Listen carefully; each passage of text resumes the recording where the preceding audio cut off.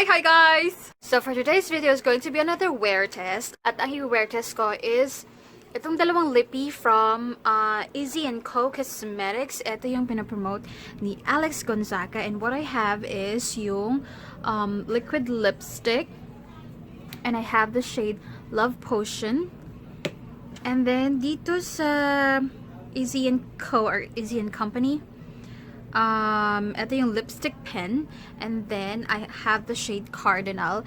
Etong dalawa yung napili ko kasi nung pinanood ko yung video ni Madam Ann Klutz, parang etong dalawa yung medyo parang kiss-proof or smudge-proof type. I wanna see how kiss-proof and smudge-proof itong mga Itechiwa.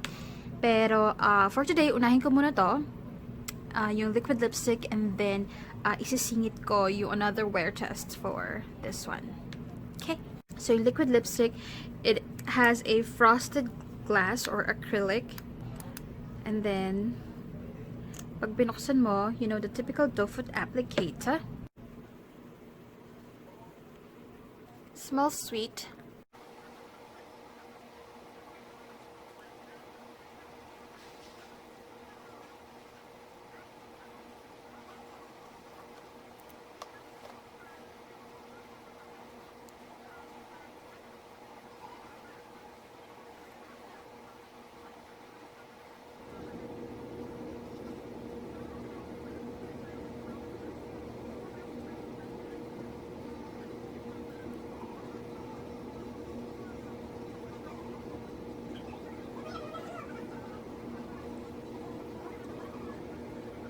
So, antayin ko muna siyang mag-set ng bonggang-bongga.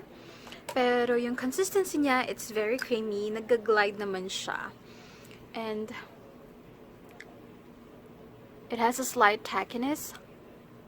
Pero antayin natin mag-set. Tingnan natin kung medyo tacky pa siya later on. By the way guys, yung Issy & Company is like vegan, cruelty-free, gluten-free, paraben-free, and dermatologist tested. 2 minutes na ang lumipas.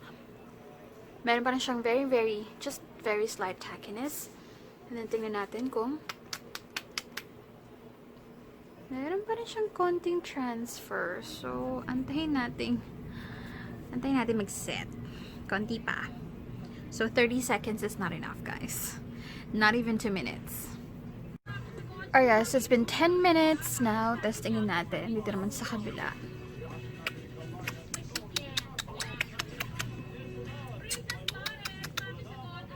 Oh, in furnace.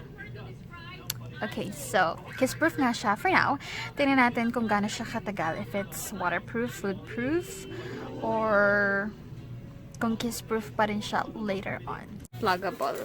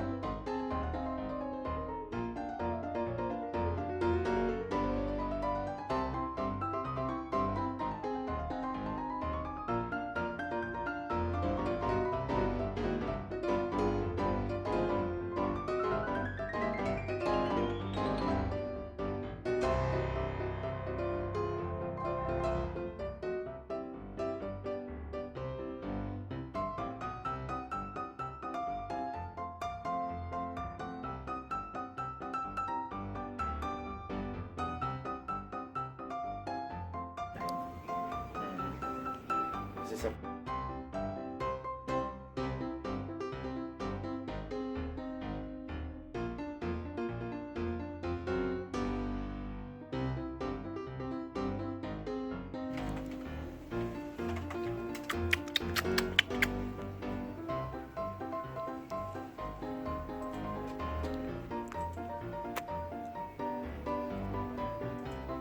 eat whatever. Yeah. Barbecue is better.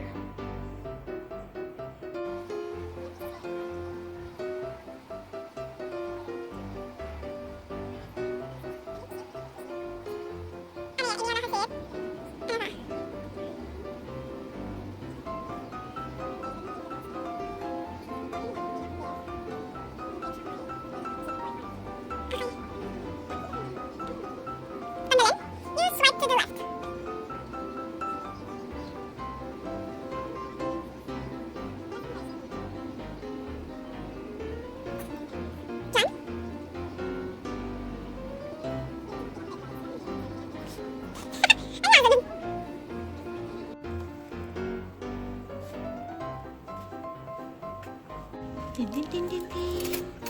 Din din din din din. Ay, open this with that.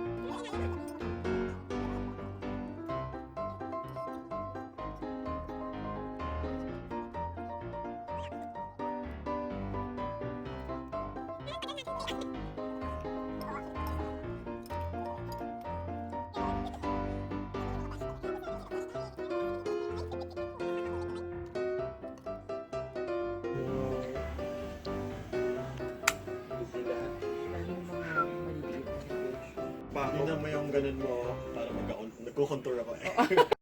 Hey there guys! So, lumipas na ang 3 araw. Unahin muna natin itong pen type. At ngayon naman, it's time for my final thoughts about these 2 products. Babalat mong labi. So, if you want to use this, make sure na lip scrub ka and everything. This is long-lasting. As long as hindi ka kumain. Kung hindi, it's very long-lasting. I recommend that you try this. There are other shades twist pen. So, kung mamimili ka kung ito ba or ito, I do recommend this one better because ang i-apply on your lips, and I think yun yung reason kung bakit siya long-lasting o kung bakit siya kiss-proof or somehow transfer-proof lipstick type. Pero ako kasi hindi ako masyadong in love sa kanya kasi ayoko yung parang say, yun lang masasabi ko dito sa 2 products na ni wear test natin. Sana kahit pa paano nakatulong ako.